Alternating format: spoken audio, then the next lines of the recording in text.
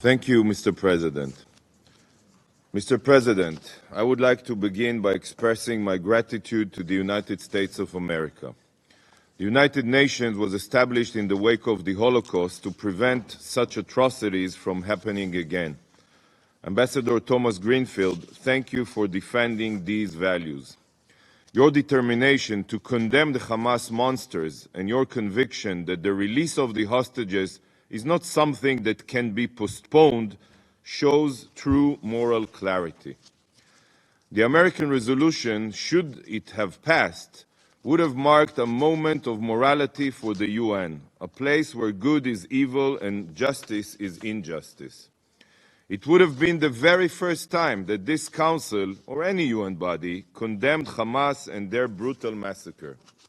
Yet, sadly, for purely political reasons, this resolution did not pass, and terrorists can continue benefiting from this Council whitewashing their crimes. Colleagues, how can we explain to children around the world that the body mandated to uphold global peace and security refuses to condemn terrorists for the most horrific crimes? The Council's decision to not condemn Hamas is a stain that will never be forgotten. Colleagues, as Israel defends its very future against those that seek our annihilation, all UN bodies have dedicated their discussions only to the situation in Gaza and the civilian casualties. Numbers supplied by the terrorists are thrown around and quoted as if they are word of God. Yet, in essence, these numbers are merely the lies of Hamas that the UN is so quick to parrot. The time has come to put an end to this myth. Hamas knows that they cannot defeat Israel militarily. Their goal is to annihilate Israel, and their strategy is to terrorize our civilians while weaponizing the international community to tie our hands in order to ensure their survival. And how do they do it? They use Gazans as human shields in an effort to maximize civilian casualties, knowing that it will lead this Council to pressure Israel into ending the military operation. Remember, please remember, for Israel, every civilian death is a tragedy. For Hamas, civilian deaths are a strategy. And sadly, you are playing into Hamas's strategy exactly as they predicted. Israel is a law-abiding democracy. We take every effort to minimize collateral damage. Israel has gone above and beyond to ensure the safety of civilians. We drop warning leaflets, make tens of thousands of phone calls, and provide Gazans with military maps detailing safe corridors. Israel has taken steps that no other military in any other conflict has ever taken, all in order to mitigate civilian casualties. Hamas, on the other hand, built for years hundreds of miles of terror tunnels in which terrorists hide and our hostages are held. Why do they do it? Hamas does exactly this in order to exploit Gazan civilians as human shields and to increase the death toll. For Hamas, more murdered civilians is key to their survival. It's their path towards a ceasefire that will keep them in power. So ask yourself if you're not helping them with their strategy. So Hamas, through the Gaza Ministry of Health that it controls, provides false statistics, which are then parroted around the globe, promoting the lies of terrorists. By merely only looking at the Hamas numbers, it is crystal clear that they cannot represent reality. A statistic professor from Wharton Business School recently released an analysis of the Gaza Ministry of Health numbers proving that not only are they distorted, but they are also inflated. They have no possible basis in reality. But even if we were to take Hamas's falsified numbers at face value, the non-combatant to combatant ratio in Gaza is roughly 1-to-1. This is the lowest ratio in the history of urban warfare. Every civilian death in Gaza, as I said, is tragic, but the only party to blame is Hamas. Yet the Security Council refused to hold Hamas accountable for deliberately putting Gazans in the line of fire. Condemn the tunnel under schools. Condemn the exploitation of hospitals for terror. Hold Hamas accountable. The same can be said about the libelous narrative of famine in Gaza. This too is Hamas propaganda which the UN has chosen to embrace. There is absolutely no limit that Israel places on humanitarian aid entering Gaza. And to date, 300,041 tons of aid on over 18,283 trucks have entered the Strip. Any country that wishes to provide more aid is more than welcome, and we will facilitate its entry. The only reason why any Gazan lacks aid is because Hamas loots it and steals much of it for themselves. As long as Hamas is in control, Gaza's economic situation will be in ruin. Colleagues, this Council has expressed its concern over an operation in Rafah. But let me be clear. There is no country that seeks to avoid an operation in Rafah more than Israel. Is it your sons and daughters that you are sending into battle? No, it is our children who are making the ultimate sacrifice in defense of their homeland. From the outset of the war, Israel's goals have been clear.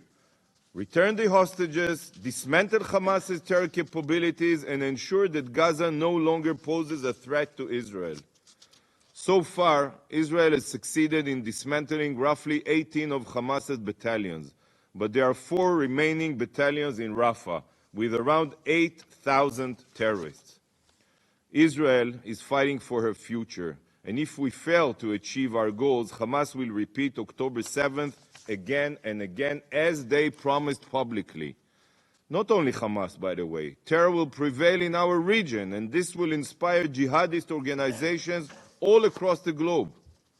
So the only way to achieve a real and permanent ceasefire is to eliminate Hamas's capabilities entirely.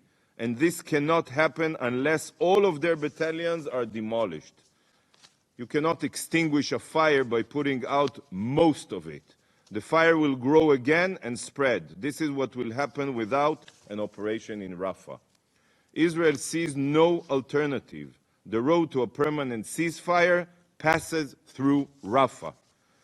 If this Council has any other ideas how to dismantle the terror group without entering Rafah, we would love to hear them. We are open. Colleagues, once Hamas capabilities are dismantled, Israel's goal to demilitarizing Gaza can materialize. But for a lasting solution between Israel and Gaza, there is another requirement: de-radicalization. According to a recent poll by the Palestinian Center for Policy and Survey, the Palestinian Center Research, 71%, I repeat, 71% of Palestinians support Hamas's October 7th massacre. It's not only a minister saying this or that, as you quote here. 71% of the Palestinian people support the massacre, and over 60% of Palestinians want to see Hamas in control of the Gaza Strip. Can you comprehend this? The vast majority of Palestinians support Hamas's massacre and wish to keep these rapist murderers in power. This, colleagues, is the root of the problem. Whoever ignores this deep-seated hatred and makes demands of Israel, only Israel, by the way, is burying their head in the sand like an ostrich, just as the UN has done since Israel withdrew from Gaza in 2005. For 18 years, the UN has turned a blind eye to Hamas's bigotry, incitement, and radical indoctrination to terror that is rampant in schools across Gaza, by the way, including in UNRWA schools. We hear calls for 2 states, for peace, yet the UN refuses to address the underlying issue. The vast majority of Palestinians are not looking for peace. What is most important to them is Israel's annihilation at any cost. This is why de-radicalization is key. by making one-sided demands of Israel without making any demands of the Palestinians to end their culture of hate and incitement, a long-term solution will never be possible. Demand that the Palestinian Authority combat terror. Demand that they end incitement. Demand that they stop paying salaries to terrorists. Demand that they de-radicalize the people. The educational transformation that the German people underwent after the Third Reich was toppled is what the Palestinians need to receive so that they finally support coexistence. Coexistence with Jews. Coexistence with Israel. That's how we educate our kids. Mr. President, the war may be in Gaza, but this war extends much further than our battle against Hamas. The true puppet master directing Hamas, Hezbollah, the Houthis, all of them to attack us and their militias is, as you all well know, is Iran. Iran is the architect of instability, and its ambitions of world domination must be stopped. The Ayatollah regime is determined to wipe Israel off the map, and they are not ashamed to say it publicly. Tomorrow, dear colleagues, the Jewish people will celebrate the holiday of Purim. And this holiday is a very important message to the murderous Ayatollah regime and the rest of the world. 1,500 years ago, in Persia, which is modern-day Iran, the king signed a disastrous decree, a resolution calling to annihilate all the Jews in his empire. Following this catastrophic decision, the Jewish people banded together, and through conviction and faith, they succeeded in reversing this resolution, gaining the right of self-defense. As a result, the Jewish people defeated all those who set out to murder them, and the man behind this evil plot was executed. This is the story of Purim, our holiday, and the holiday's slogan is ונהפוך, and the opposite happened. Those who plotted against the Jewish people had their own schemes turned against them. This is the essence of Jewish history.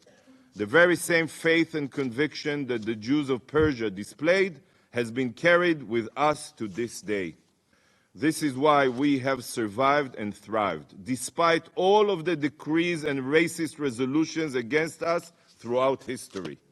Many have tried to destroy us, but all have failed, because we will never surrender and we will always fight for our existence. Members of this council called for a ceasefire in honor of the Muslim holiday of Ramadan. We respect Ramadan, but Hamas's massacre was carried out on the Jewish holiday of Simchat Torah, the holiday where we mark the completion of the reading of the Old Testament, the Torah. So today, in order of Purim, the request of the Jewish people is that this council takes real and active measures to release all of our hostages. And if we are successful, if the hostages return home and Hamas is dismantled, then just as it says in the Megillah, the text that we read on Purim, להיהודים הייתה אורה ושמחה וששון ויקר. The Jewish people had light and joy, gladness, happiness, and honor for us and all humanity. Thank you, Mr. President.